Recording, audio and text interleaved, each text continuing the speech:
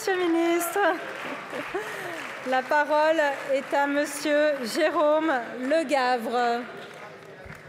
Merci Madame la Présidente. Monsieur le ministre de l'Éducation nationale, 94 000. 94 000, c'est le nombre de bacheliers qui, à ce jour, est sans affectation dans l'enseignement supérieur. Il faut y ajouter ces dizaines de milliers qui se retrouvent, du fait de l'arbitraire de Parcoursup, affectés dans une formation qu'ils n'ont pas choisie et qui risquent du coup de tout lâcher. Il faut y ajouter tous ceux qui renoncent à formuler des vœux, 22 000 l'an dernier.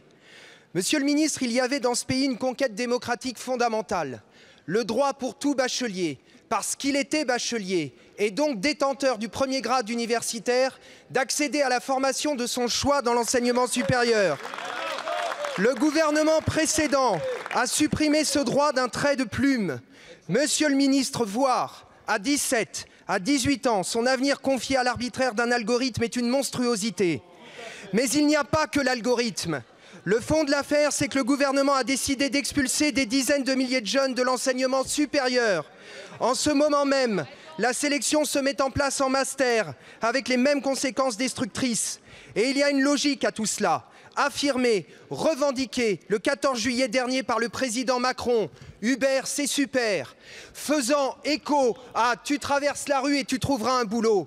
Dans une société ubérisée où la masse de la jeunesse devrait être vouée à la précarité, pas besoin de qualification. Alors, monsieur le ministre, un pouvoir qui condamne sa jeunesse est un pouvoir qui se condamne lui-même. Et donc, ces questions, quand allez-vous décider de mettre fin à cette aberration monstrueuse qu'est Parcoursup? Quand rétablirez-vous le droit pour chaque bachelier d'accéder à la formation de son choix dans l'enseignement supérieur?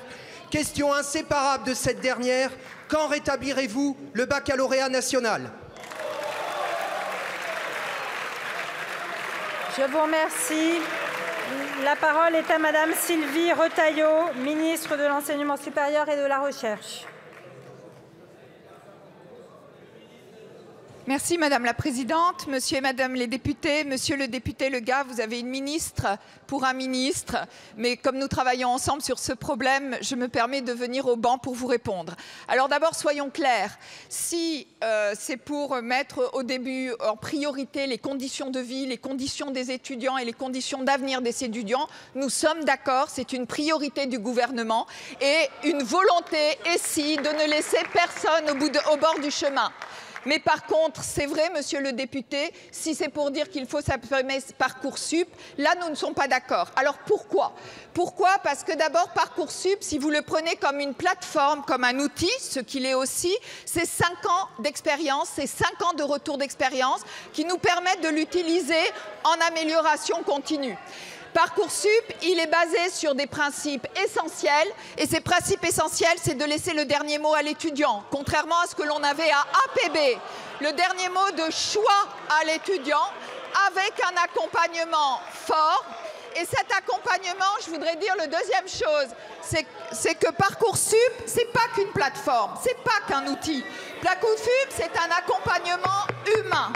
Et je voudrais ici profiter de l'occasion pour remercier fortement tous les enseignants du secondaire, tous les enseignants du supérieur, tous les enseignants au niveau du rectorat qui passent leur temps avec engagement à faire ce qui est important pour vous comme pour nous, c'est-à-dire l'avenir de nos jeunes.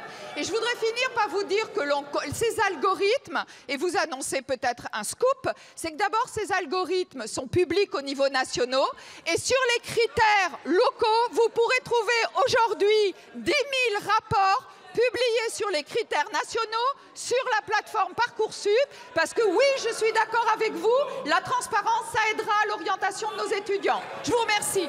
Je vous remercie, Madame la Ministre. Vous n'avez qu'une seconde. Vous n'avez pas de temps. Non, une seconde. Je vous remercie, mes chers collègues, de bien écouter les réponses aux questions que vous posez.